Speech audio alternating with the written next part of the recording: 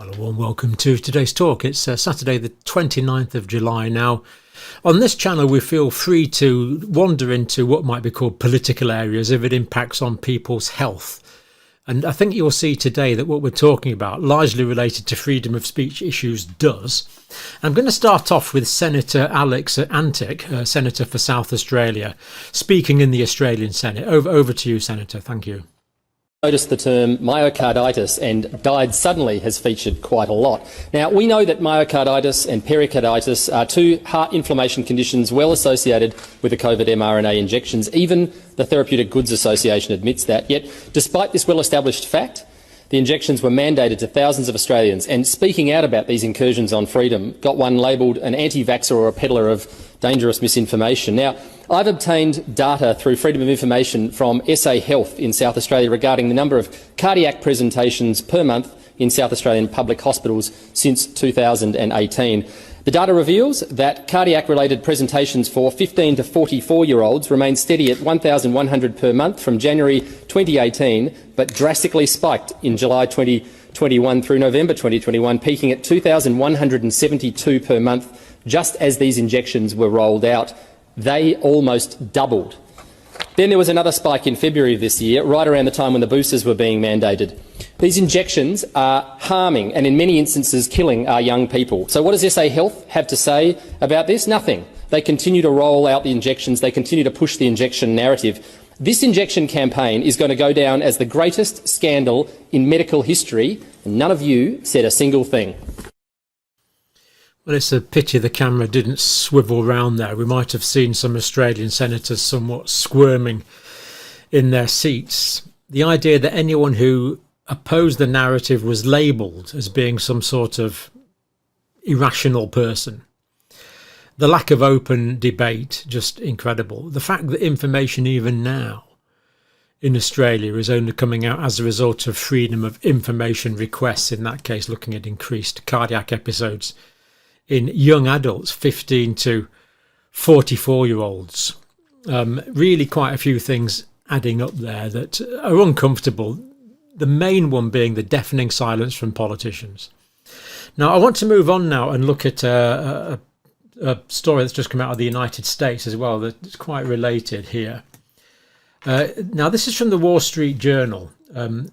Facebook bowed to White House pressures, removed COVID posts. Now, I mean, I certainly had pretty well anything I put up on COVID for a long time was fact-checked or flagged up in various ways by Facebook, and very often they referred to some fact-checker that claimed to be checking facts as if they were some oracle from Mount Olympus coming down to inform us mere mortals of what was what. Anyway, this is from the Wall Street Journal. Now, I'm confused about this. I've got a question for you in a minute if you're from the United States. Internal Meta email says pressure from Washington, that's from the presidency, was behind a decision to take down posts attributing pandemic to a man-made virus. So this whole lab leak episode that human beings were involved in the origin of SARS coronavirus 2, there's no question about it now in my mind. The virus just happened to arise within a mile or two, few miles, of the largest coronavirus laboratory in the world of all the 74 million square miles of land surface area. Bit of a coincidence. Anyway, we've been through that many times before. But the point is, it looks like that information, or that debate at least, was deliberately suppressed for a long period of time. So let's start off with one of the Facebook leaders, Nick Clegg, who's an executive of some sort, I think, in Facebook. And on an email, which has become now been exposed or released somehow, asked why the company was removing posts rather than demoting or rather than labelling or demoting. Well, first of all, why would they be demoting posts that were expressing a legitimate point of view? But it appears they were being removed. A Facebook vice president, according to the Wall Street Journal and the Telegraph, although I got mine from the Daily Telegraph, we were under pressure from the administration and others to do more. So almost sounds like pressure. And then they say we shouldn't have done it. Well, I'm not sure what the censorship position is on Facebook now. I've basically basically stop using it. I found it to be too inhibiting to use, basically. So this is being looked at by the Republican House Judiciary Committee, and Jim Jordan, speaking for the committee, says this: documents begin to reveal the pressure that Facebook and other social media companies were under to alter their content moderation policies and remove protected speech to appease the federal government, particularly the Biden White House. And of course, Facebook is not the only social media company where this has been an issue. Now, I'm genuinely confused here. In the United States, is the president allowed to interfere with free speech? Does the First Amendment just apply to Congress? Because this is the First Amendment here. If you're from the States, you know it well. It's talking about Congress shall make no law. And including in that is freedom of speech. The abridging of freedom of speech. So freedom of speech is in the American Constitution. At least Congress is not allowed to interfere with it. Is the presidency allowed to interfere with freedom of speech? And indeed, has this happened? Very, very confusing country, the United States. Do let me know. Is it a genuine question? Do laws apply to Congress that don't apply? Does the articles of the amendment of the Constitution apply to Congress that somehow don't apply to the presidency? Now, let's move on to a friend of the channel now from Australia. My question is, previously the Health Department has said that the PCR test cannot distinguish between live and dead viruses. How many positive PCR tests were false positives? I don't know whether Professor Kelly can attempt to answer that. That answer is correct. The PCR test is testing. It doesn't distinguish between live and dead virus.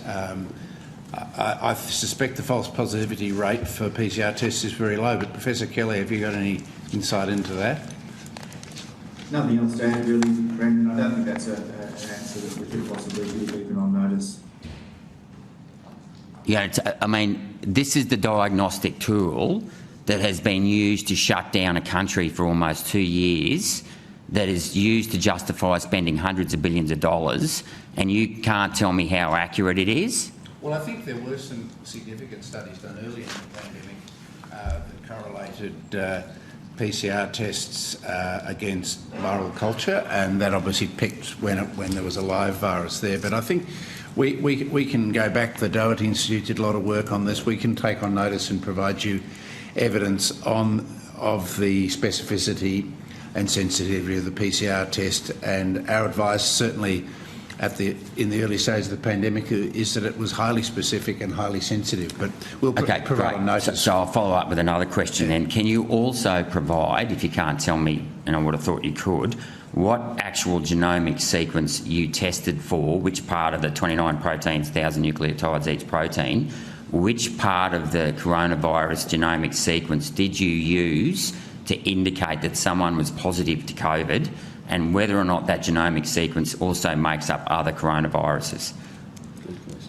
We can provide on notice the specific primers and the part of the virus that it's used for. We do not believe that there was cross-reactivity with other coronaviruses, but we can provide on notice we've got experts in the Doherty who could be very happy to provide that information. Okay, and could you also provide the product assessment report for the diagnostic tools used for the PCR tests and the RAT tests? I can't seem to find them on the TGA website, but I would have thought that should be available so that we can scrutinise the actual diagnostic tool used to determine the positivity. Thanks.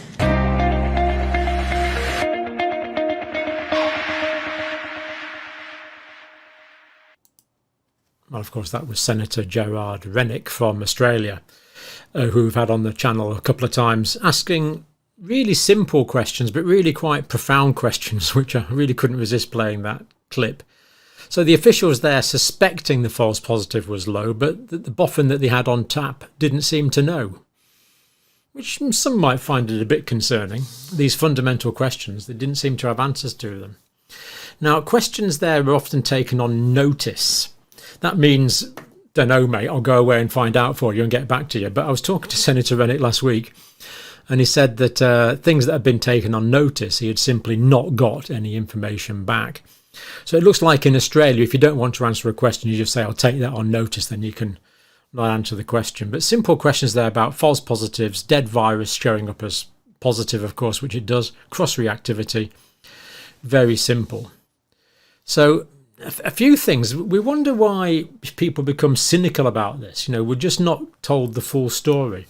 Information we've seen about serious cardiac events only coming out as a result of freedom information requests. Not acceptable. Senators in Australia remaining silent, apparently, about this matter. People that are supposed to be representing us. And I'm not criticising Australia here by any means. The opposition, I mean, the government in my country seems to be hushing things up, but the opposition, which is supposed to flush them out, is about as much use as a chocolate fire guard. They are not interrogating the government over these issues. Censorship in the United States, is it coming from the very top? Could well be that's coming from the very top. If so, that would concern me if I was an American citizen. That someone in the Oval Office can dictate, is that too strong a word, what people get to know about? You see, there's one thing getting to know about something and another point of view and saying, well, let's debate this, let's think about it. But when you don't even get to know a whole side of the narrative, a whole side of the debate, you don't even know it exists. You remain in a preconceptual form because you're simply not told. Very, very disappointing. But don't worry, politicians will be retired, they'll have died, or they'll have moved on to other lucrative positions. So no need to worry about them, thankfully. But real questions to be asked about the way that these larger systems have impacted your health, my health, and of course many of us have been touched by major issues and bereavements over this time period. And of course, how does this bode for the future? Do things need to change to improve health communication in the future? I would have thought so, but see what you think. And for now, have a good weekend. Thank you for watching. Sorry, I just couldn't resist tagging this on the end. This was apparently seen in Canada, in Vancouver, I think. Someone really quite cynical must own this van, unless they're a realist, of course. A politician who's someone who will lay down your life for his country. Bit naughty, but couldn't resist it.